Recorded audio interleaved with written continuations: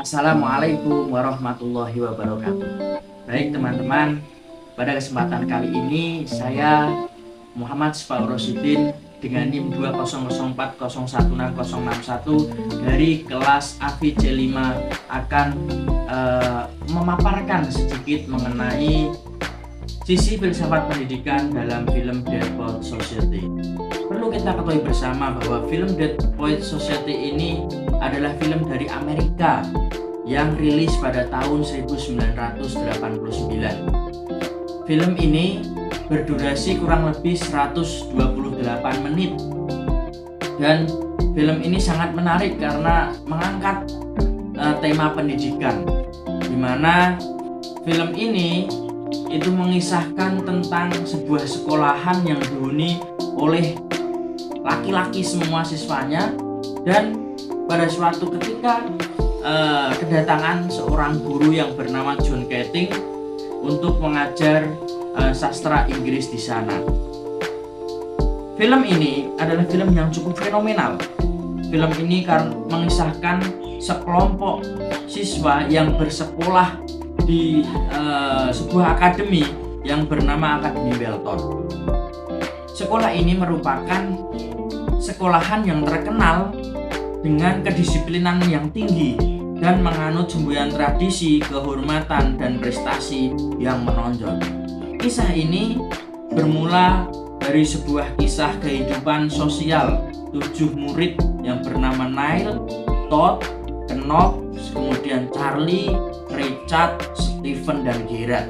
7 siswa ini nantinya adalah seorang murid dari guru yang bernama John Keating yang mengajar sastra bahasa Inggris di sana. Dan John Keating ini nantinya dapat merubah kepribadian yang semula kepribadian yang buruk menjadi sesuatu yang sangat baik. Pemikiran mereka bertuju tentang ilmu pengetahuan berubah setelah bertemu dengan Keating. Guru tersebut adalah seorang guru juga dari alumni dari Akademi Welton.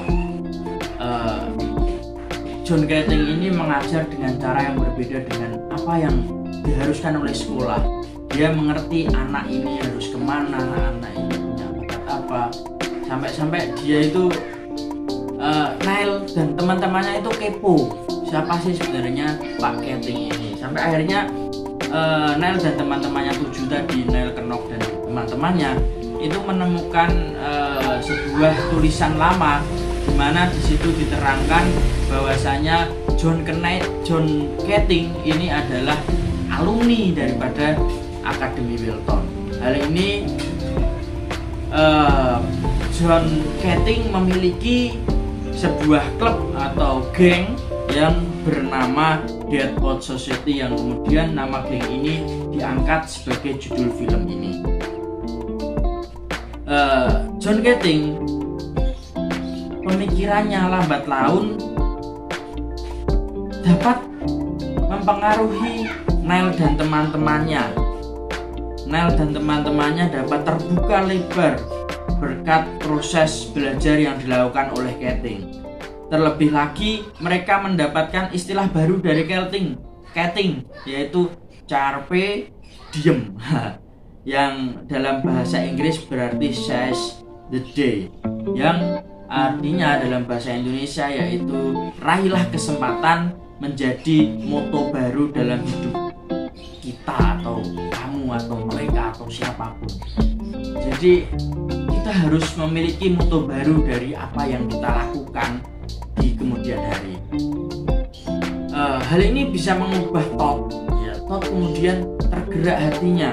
Dia yang semula pemalu, akhirnya dia berani menjadi Todd yang pemberani. Kemudian Neil yang semula hanya memikirkan prestasi, dia juga semangat dalam mencari jati dirinya, yaitu mengenai acting, di dunia acting. Film ini mengandung pesan moral sekaligus menyindir pemikiran-pemikiran ortodok atau pemikiran kaum kolot pada masanya. Berkat pemikiran dari Keating ini, muridnya yang semula takut dengan perempuan akhirnya menjadi berani mengungkapkan rasa walaupun si perempuan sudah memiliki laki-laki lain. Dan ini sangat menarik bahwa Keating mengubah cara pandang murid-murid yang semula hanya manut dengan institusi menjadi pemberani dan berani keluar dari zona nyaman. Keating memiliki sebuah jargon yaitu free thinkers. Lakukan apa yang kamu inginkan, seize the day. Yang tadi sudah saya sampaikan mengenai buku tadi. Kemudian semua perkataan yang dari Keating ini sangat merasuk ke dalam diri Neil, Todd, Knox, dan Dalton. Neil yang notabene seorang murid yang paling pandai tahu bahwa writing adalah kegemarannya dan impiannya disampaikan dalam mendapat nilai bagus terus-menerus di sekolah. Dan Knox yang berani mengungkapkan isi hati tadi yang saya katakan. Namun dalam hal ini Keating tidak disetujui oleh wali murid, kemudian guru dan akademisi. Hal ini terjadi karena kelakuan dari Neil yang sangat-sangat disayangkan. Karena Neil ini sama orang tuanya, Neil ini terus-terusan dia itu disuruh untuk menjadi dokter. Padahal Neil sendiri ingin menjadi seorang aktor dan ingin dalam kesenian. Hal inilah yang mau menjadikan Neil ini kemudian bunuh diri. Sebelum bunuh diri, dia itu mengirim surat kepada orang-orang bahwa ia, dalam kurung ini orang tuanya, yang menyuruhku menjadi apa yang mereka inginkan, tapi mereka lupa menanyakan apa yang aku inginkan. Karena perkataan ini, akhirnya orang tua dari Neil ini mengusut siapa dalang dibalik perkataan anaknya kalau bisa berkata kayak gini. Dan akhirnya ditangkaplah atau dikeluarkanlah John Keating dari sekolah tersebut. Akan tetapi banyak murid yang protes di sana, dan kemudian guru-guru di sana mengajar itu tidak suka dengan Keating karena Keating melampaui batas dari apa yang sudah menjadi tradisi dari Akademi Dalton. Dari pemaparan yang saya sampaikan mengenai film Dead Poets Society ini, bahwa Pak Keating ini memberlakukan filsafat pendidikan aliran progresivitas, di mana aliran progresivitas ini lahir di Amerika Serikat pada 20 dasawarsa. Istilah progresif sendiri merupakan istilah dalam sosiologi yang menunjukkan gerakan sosial politik di Amerika. Ketika proses industrialisasi dan urbanisasi menjadi gejala yang begitu masif, dan progresif sendiri dimaknai sebagai kemajuan, perbaikan dan tingkatan yang lebih tinggi. Dalam aliran ini, mengapa saya menyebut bahwa aliran ini, di mana Pak Keating ini ingin menjadikan sebuah pengalaman-pengalaman dari murid-muridnya menjadi sebuah potensi yang bisa dikembangkan di kemudian hari. Kita lihat dari progresivitas sendiri, ini memiliki pengertian umum, yaitu pendidikan diartikan sebagai proses pengajaran atau transformasi nilai-nilai keteladanan hidup dan sekaligus praktik keteladanan hidup tersebut. Jadi proses keteladanan hidup dan juga praktek keteladanan hidup. Bagi aliran progresif, pendidikan diartikan sebagai proses kehidupan atau proses of living, bukan sebagai persiapan masa depan. Maka dari itu, kebutuhan anak didik akan pendidikan harus diutamakan. Inilah yang dilakukan oleh Pak Keating, mengetahui, mengidentifikasi kebutuhan dari anak-anak yang sudah lama dibelenggu oleh sekolahan. Pendidikan progresif merupakan pendidikan yang humanis, kemanusiaannya oke.